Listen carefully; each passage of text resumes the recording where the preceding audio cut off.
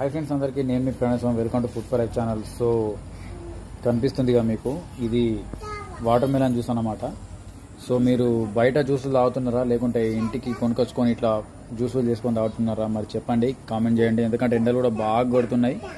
మేమైతే అసలు కొనుకొచ్చుకొని ఫ్రూట్స్ ఇట్లా జ్యూస్ అయితే వేసుకుంటున్నాం. ఎందుకంటే బయట ఒక్కో గ్లాస్కు 20-30 రూపాయలు ఉన్నది. ఇంకా పెద్ద పెద్ద దగ్గర అయితే 50 రూపాయలు 60 రూపాయలు కూడా ఉంది. జస్ట్ జ్యూస్కే 60 రూపీస్ ఉన్నాయి.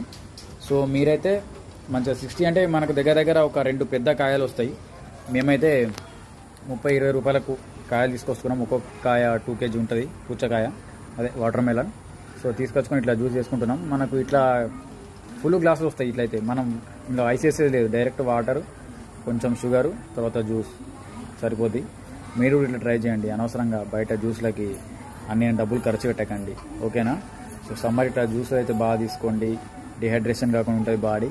Thank you.